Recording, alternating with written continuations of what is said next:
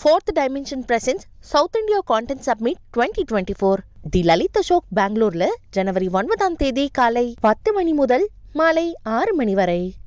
கடலூர் அரசு பணிமனையில் நிறுத்தி வைக்கப்பட்டுள்ள பேருந்துகளின் கழுகு பார்வை காட்சிகளோடு இணைந்துள்ளார் நமது செய்தியாளர் ஸ்ரீதர். அவரிடம் கேட்கலாம்.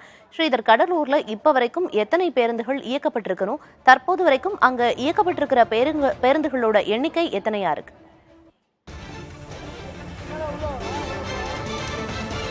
போக்குவரத்து தொழிலாளர்கள் கோரிக்கையை வலியுறுத்தி இந்த போராட்டத்தை நள்ளிரவு முதல் தொடங்கியுள்ளார்கள். தொடங்கியதிலிருந்தே ஒரு பதற்றமான சூழல் தான் கடலூர் பொறுத்த வரைக்கும் இருக்கிறது. கடலூர் மாவட்டத்தை பொறுத்த வரைக்கும் 11 அரசு பணிமனைகள் உள்ளது. இந்த 11 அரசு பணிமனையிலும் கிட்டத்தட்ட 650 பேருந்துகள் இருப்பதாகவும் 4000 தொழிலாளர்கள் இருப்பதாகவும் சொல்லப்படுகிறது. இந்த 4000 தொழிலாளர்கள் 2000க்கும் அதிகமான தொழிலாளர்கள் தற்போது இந்த போராட்டத்தில் இறங்கியுள்ளார்கள். ஆனாலும் நாங்கள் பேருந்தை இயக்குகிறோம் என்று அரசு தெரிவித்தாலும் மற்ற தொழிலாளர்கள் வராத போது எப்படி பேருந்தை இயக்க முடியும்? அப்படி என்றால் தொழிலாளர்கள் இல்லாமலே பேருந்தை இயக்க முடியும் என்றால் இத்தனை நாள் ஏன் இயக்கப்படவில்லை என்ற ஒரு கேள்வியும் தொழிலாளர்கள் வைக்கிறார்கள். இந்த கோரிக்கை நிறைவேற்றப்படாததுக்கு என்ன காரணம்? நாங்கள் பலமுறை பேச்சுவார்த்தை நடத்தியும் பேச்சுவார்த்தையில் உடன்பாடு எட்டப்படாத காரணத்தால் தான் இந்த போராட்டத்தை நாங்கள் கையில் எடுத்திருக்கோம் என்று தொழிலாளர் தரப்பில் சொல்லப்படுகிறது.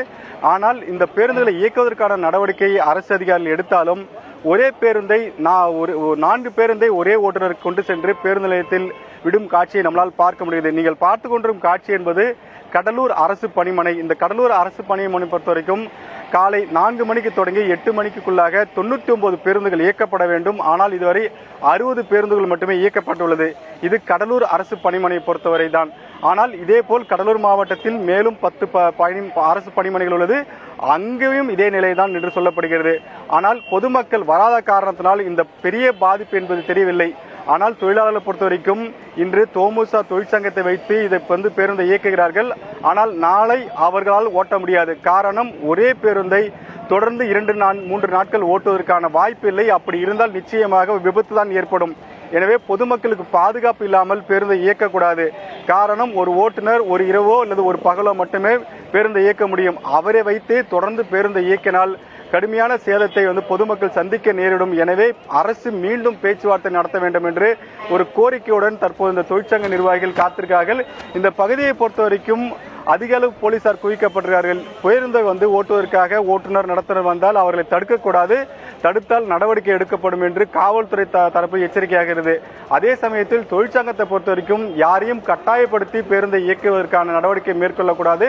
தொழிலாளர்கள் வந்தால் அவர்களை பேருந்தை இயக்குவதற்கான நடவடிக்கை மேற்கொள்ளலாம்.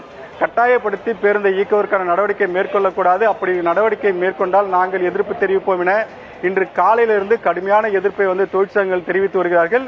இந்த பகுதியை பொறுத்த வரைக்கும் அரசு பணிமனையை பொறுத்த வரைக்கும் தற்போது காவல்துறை அதிக அளவு கட்டுப்பாட்டில் வைக்கிறார்கள். அதே சமயத்தில் எங்கள் கோரிக்கை நிறைவேற்றும் வரை எங்கள் போராட்டத்தை கைவிட மாட்டோம்.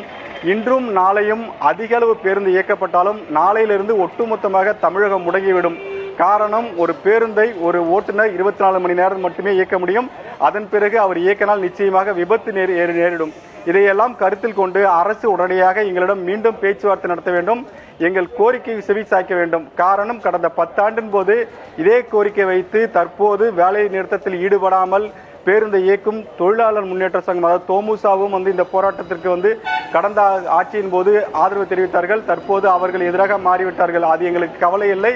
ஆனால் நாங்கள் கோரிக்கை நியாயமான கோரிக்கை, அதை நிறைவேற்றும் வரை போராட்டம் தொடரும் என தொழிற்சங்க நிர்வாகிகள் தெரிவிக்கிறார்கள். விவரங்களை வழங்கியதற்கு நன்றி ஸ்ரீதர்.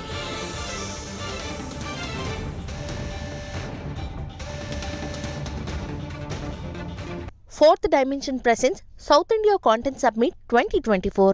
தி லலித் அசோக் பெங்களூர்ல ஜனவரி 9ஆம் தேதி காலை 10 மணி முதல் மாலை 6 மணி வரை.